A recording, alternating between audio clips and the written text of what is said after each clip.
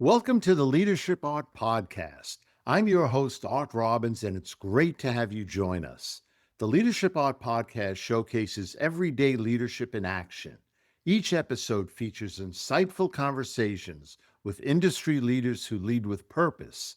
Here you will discover practical insights, powerful lessons, and everyday inspiration to elevate your own impact. Whether you are leading now or preparing to step up, we want to inspire you to be the best leader you can be. And today I'm really excited to kick off our second podcast season with a very special guest, retired Major General Laura Yeager. Laura is the very first female commander of a U.S. Army Infantry Division. Laura had a notable, highly decorated career in the military with over 30 years of increasing responsibility as a medical evacuation helicopter pilot to commander of the California Army National Guard and 40th Infantry Division. She has supported domestic flood, fire relief, and safety operations and was deputy commander of the Combat Aviation Brigade in Iraq. After retiring, Laura continues to provide mentorship to the Army, volunteers to the American Red Cross, and teaches leadership at Chapman University. Laura, it's great to have you here as a guest. Thank you for having me, Art. I feel so honored having the opportunity to listen to previous episodes. I'm in great company. It's wonderful to have you here. And I just have to say, you have truly a unique leadership journey. And the intro I gave you doesn't even touch upon all your accomplishments. So I was trying to think about where to begin. And I thought, why don't we just go to the beginning? And how did you get started in the military? I never imagined myself as a young girl joining the military, despite the fact that my father was a Vietnam helicopter veteran and continued to serve all through my formative years. I didn't really think about joining the Army until I needed money for school. So I just saw a flyer one day for ROTC, the Reserve Officer Training Course, and it advertised a stipend and the possibility of getting a scholarship. So after my freshman year, I went ahead to a 6-week camp in Fort Knox, Kentucky, and it was such an eye opener for me. I absolutely loved it. There was a certain amount of discomfort as well, but that helped me to really understand what my limitations were.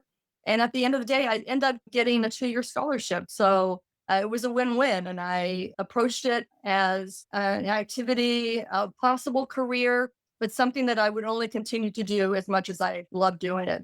And 36 years later, I ended up retiring as a major general. So I found it so fulfilling and exciting. That's amazing. And when a lot of people do join the military, they do think about it as sort of a tour of duty. They'll put in their couple of years, maybe they'll re-up once. But what happened to make it a career decision for you? I tried a lot of different things as a young woman and as a child, and I failed at many things. I found out the hard way what I wasn't good at. And I stumbled into this opportunity and realized that I had some aptitude for it. It was a very different landscape, and opportunities for women were different. Most of my friends' moms and my mom were stay at home, or they worked in jobs that were secretarial, real estate, jobs that were really not careers, I would say. I was really having a hard time imagining what could be a career for me. And I realized early on that the military is a very standard based organization. It doesn't matter where you come from, what your gender is. As long as you can meet or exceed the standards, you can succeed and prosper in the organization. And it was very enlightening to me. I could do the same jobs in the Army. For the most part, there were some restrictions back then that the men could do. Yeah, I mean, that's amazing. How did you get connected with that? That obviously was one of your passions. Yes. Well, as I mentioned, my father was a Vietnam pilot, helicopter pilot. So once I decided that I wanted to join the Army, I thought, well, let's swing for the fences. Let's do something that I can't easily do outside the military, because pretty much anything you can do outside the military, you can do in the military. But flying a helicopter was unique and exciting. Throughout my career, I never lost the excitement for the feeling of that moment when the helicopter takes off from the ground to a hover and you fly away. It's exhilarating. That's exciting. And in the military, you're doing it for such a good cause. Yes, You're obviously in a lot of critical situations, correct? absolutely. Yes. As a medical evacuation pilot, you're obviously seeing people on their worst days, and you are a ray of hope. It has been said that the American military is as courageous and brave as it is because everyone knows that there's the best medical care available and we leave no one behind. And so being part of that was a matter of pride and very fulfilling at the same time.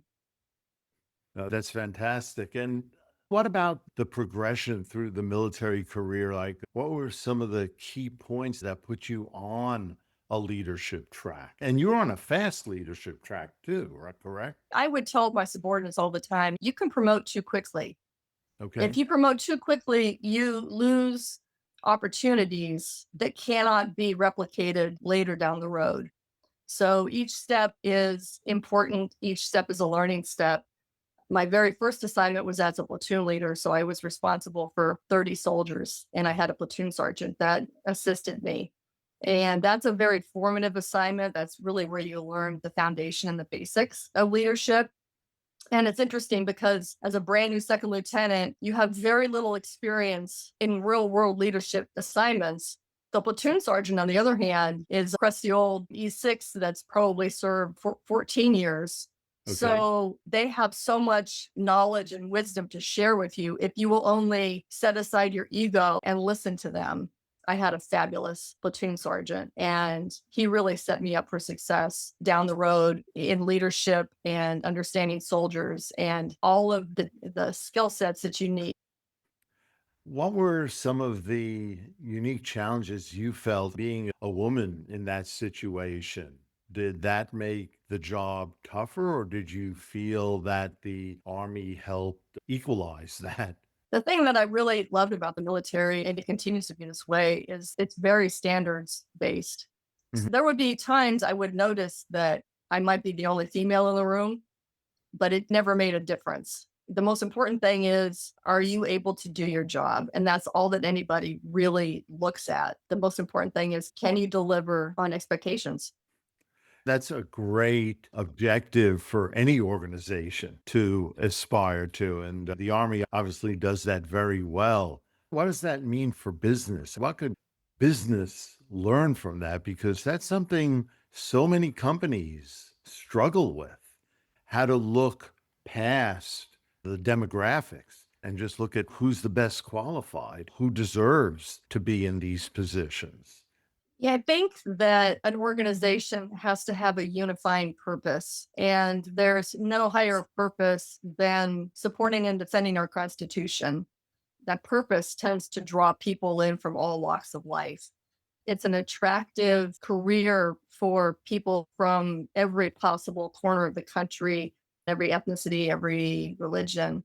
That unifying theme, we're all Americans, and it probably gives us an advantage in the military, whereas in other organizations, they're very specific. So it might be manufacturing or something that's artistic that tends to draw very specific segments of the population. So I think they're drawing from different pools to begin with. But having said that, I think if an organization is clear in that they will always hire, retain, and promote the best qualified people, if that can be an element of their culture, then I believe the diversity, equity, and inclusion takes care of itself. Now, also, I guess the military has a very high level of accountability. And I think a lot of companies these days where people are trying to emulate a more people oriented style of leadership, a lot of these companies get away from that accountability. And at the end, they may not be perceived as very people oriented if they have layoffs or cutbacks, the things that are going to directly affect the employee base. As a military leader, how do you balance the accountability and the standards with, at least to a degree, people oriented? Yeah, there are other professions where there's an element of high risk and danger. When the stakes are life or death, standards have to absolutely be held at the highest level. And when they're not held to the highest level, there have to be consequences to that. Nobody wants to be working late hours and sacrificing time with their family only to see that a peer shows up late, is lackadaisical, and is not serious about getting the work done. And if you have supervisors and leaders that don't enforce accountability, it really brings down the whole morale of the organization. So I think the key is you can discipline people in a positive way using empathy, and they walk away feeling like you care, but you're still going to hold them accountable. What would be an example of that? So if somebody's persistently late, I would call that person in. Another important aspect of this is you always do it in writing, because people do not take a verbal counseling with the same seriousness as they do a written counseling.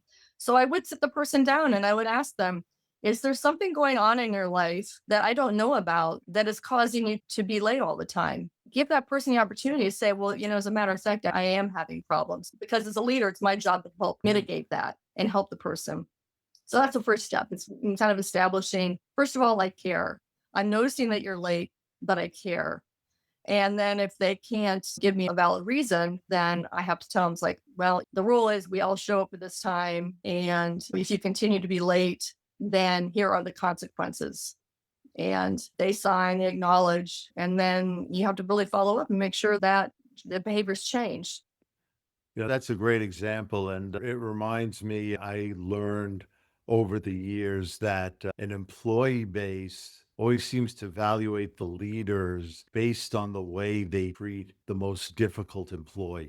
If they treat them with empathy, they're fair to the organization, they're fair to the other employees, that makes a big difference. It's similar to families. You have multiple children in the family, they often evaluate the parents based on how they treat the most difficult of the siblings.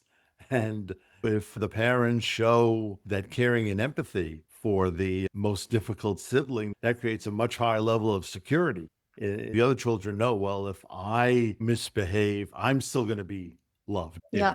Yeah, I've just found many leaders feel uncomfortable giving that kind of negative feedback.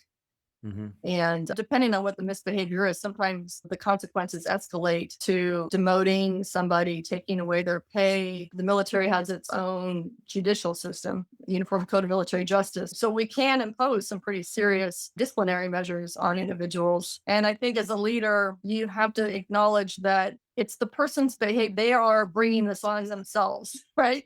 You should not experience guilt for the bad outcomes that a person experiences, because you're empowering them to change their behavior. And if they won't, then yes, there are going to be maybe some punishments that are going to be harsh, but that's your duty. You have to enforce the standards and discipline. I mean, So you know what the standards are and you know what your level of authority is, but still on a day-to-day basis, you have to make these leadership decisions. So what are some of the key leadership principles that you've adopted that have sort of set your compass in the right direction here? the value of communication cannot be overstated. And an important piece of the communication is being the kind of leader that accepts bad news, because things do go wrong in organizations. And you want your subordinates to feel like they can bring you bad news and you're not going to fly off the handle. In fact, when people would come tell me things that they were pretty sure I didn't want to hear, I always made it a point to thank them.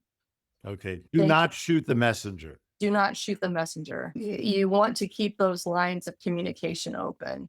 You want to develop the trust between you and your peers, your superiors, and your subordinates. The trust is everything. I can't take credit for it, but Franklin Covey has a formula. It's basically competence plus character equals credibility and or trust. And so, as a leader, you have to maintain your own competency at the highest level and behave in accordance with the values of the organization.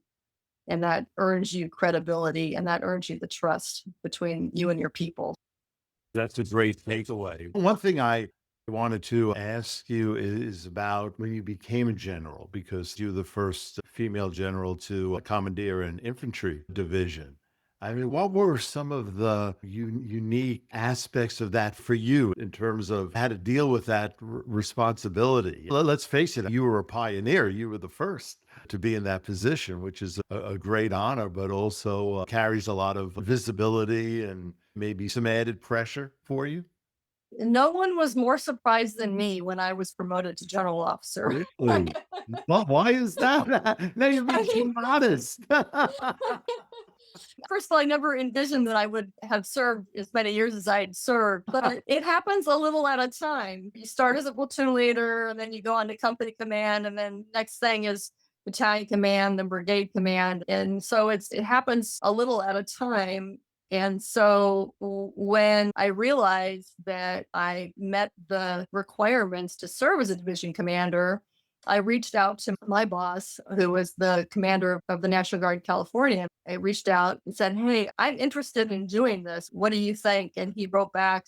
He was a man of few words. The email, it just said, "Yes!" Exclamation mark. And so I threw my name in the hat and was so honored to be able to lead that organization. So I guess what I'm saying is the preparation, you have years and years of preparation that gets you to that point to where you have the skill set to do that job. It's certainly not a walk-on kind of job. Right. And You want to make sure you could do it before they give you the rank. yes, Yes. yes. I looked at the qualifications that they said were requirements, and I had done all those jobs and all of the education and everything to prepare me for it. I always really enjoyed the command opportunities more than I did the staff jobs. So I knew that if there was an opportunity for me to command at the division level, I absolutely wanted to do it. But I had never served on a division staff, let alone lead a division. So there was a lot of self education that I needed to do. There's a tremendous amount of doctrine. Army loves doctrine. So I did a lot of additional personal study. And then I was blessed to have an amazing team beneath me that I would say any success that I've had in my whole career is directly attributable to the people that work for me. I'm only one person, so I can only do so much as one person. So the success of the division, I will attribute to my staff and my subordinate leaders, 100%. Yeah, that is a very common theme we're hearing in all these episodes, by the way, that it's a team effort. Whether you're leading a military division, you're leading a company, you're starting a new business, you have to have a team around you that supports you and is willing to go into the trenches with you. And the successful leaders we've talked to have trumpeted the value that their team has brought to the table. Yeah. And, you know, it's interesting too, because I've seen people get promoted to general officer and they act like they've arrived and they have no further learning. They lose some of their humility. And I would say that you have to become more humble and you have to really not be full of yourself at that Mm. level. And I tried very hard to never change my core values, my personality as I move through. I'm still just Laura Yeager, and I always have learning to do. And I tried really hard to maintain that approachability. Always enjoyed getting out and talking to the soldiers and finding out what their challenges were, what they saw as opportunities. Being somebody that's a good listener and humble, it goes a long way. Yeah, that's a fantastic lesson for the business world. And we've been talking about the value of more humility and a quieter leadership model because I think what's frustrated so many people these days is it seems like the leaders who get the most attention are the ones who make the most noise. And that doesn't always translate into the best results.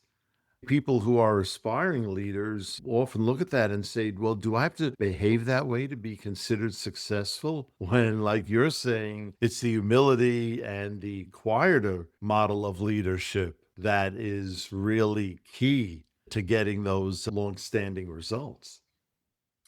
Absolutely. I wanted to be the kind of leader that people wanted to follow. Was that consistent where the military was moving in general? Because again, people don't even associate that style of leadership with the military. And I know a lot of people that never had military experience have huge misperceptions on this. But has this military move, as a unit, moved more in that direction? Definitely taking a look at leaders who possess counterproductive styles. There's been a recognition that there are demanding, arrogant, loud people who can achieve results, but they do it at a cost to the organization. They can crush morale. They can drive people to decide to leave the organization. And so there has been a recognition that people skills are important. Yeah, definitely. Another thing I wanted to ask you, a personal question is who are some of your role models that people you really admire who have influenced your leadership style over the years? Well, I think as some of your other guests have commented on, definitely my parents, my mom and my dad. But I've been blessed to have amazing mentors who all but one were male. And so they took the time to give me great advice. And I believe that for me anyway, my style is always going to be different than another leader's style, but I could pick out characteristics and techniques and tactics from other role models and use those for me as a kind of an a la carte situation and incorporate some of those behaviors into my repertoire. I have along the line picked up some nuggets of wisdom and incorporated them into my style. One of my favorites is nobody wants to work for an unhappy boss. Hmm. That's And so that's a great mantra. I tended to have a positive attitude anyway. And I loved what I was doing. So I approached each day with joy and optimism. And I think people prefer to work around somebody like that as opposed to somebody that's angry and disappointed and unhappy. And so that's been my approach throughout the years. I've been pretty much the same person all my career. But yeah, when you hear something, you're like, oh, I'm going to steal that because that's cool. It's good. Was it hard for you to leave the military and finally retire? I see the passion.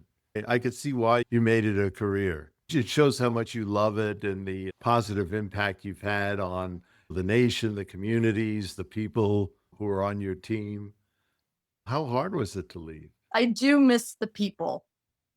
And I'm lucky because I do see them occasionally. I've been to a couple of events over the last few months and had the opportunity to see some of the folks that used to work for me. One officer was promoted to full colonel last week. I was able to be there for that. And it's such an amazing thing to see an individual who you've known for 20 years and they're rising and they're taking your place Mhm. in the organization and they're doing it with such brilliance. That's the best part. So I miss the people. As I mentioned, the command positions were my favorite positions. So after division command, there really wasn't an opportunity for me to command at a higher level. The main thing is I needed to move on because I needed to create space for the people below me to rise. And I'm excited to see the individuals that have stepped up in the organization and they're doing a fabulous job at it. No, I could definitely relate to that because I've gotten a lot of pleasure over the years promoting people. And I've even had people come up to me many years after the fact, thanking me. And they've been, as the years pass, they've gone much higher in their Yeah. career. But, those promotions were like key events along their journey. So it was great to be able to contribute to that. And the people who we promoted were well worthy of it. But like you said, they need the support, right? You Yes. can't do it Yeah. yourself. I feel like my greatest legacy is that I stepped away and the organization didn't miss a beat. Yeah, I think that's a great lesson for all companies, all organizations, is the organization has to survive the people who are running it today. So the people running it have a stewardship responsibility to Yes, make sure that the organization is in better shape when they leave than when they found it. absolutely. Yeah. And building that bench behind you, making sure that there's lots of redundancy and resilience in the organization. That's success in my book. No, absolutely. We're getting close to the end of time here. And, one of the things we like to do in these episodes is to have some key takeaways for people who are either in leadership positions now or aspiring to be in leadership positions. I have a couple of questions about that for you. For people who are thinking about a military career or even a stint in the military that might involve a leadership role? I mean, what advice would you give them if someone is seriously considering a career in the military? I say do it. I honestly believe that every American should perform some sort of service in the national interest, whether that's serving in the military, Peace Corps, some other organization where your eyes can be open to people that you might not have had opportunity to work with, or a mission that is new to you that pushes you out of your comfort zone. So I do think everyone should serve if they're physically able. You'll learn that your limits are much different than you thought they were. That you're physically, mentally, your stamina, your capacity for a tremendous amount of workload, it's much greater than you think. And once you have that knowledge about yourself, the sky's the limit. You'll succeed wherever you're placed because you'll have the work ethic, the discipline, and your people skills to thrive in any organization.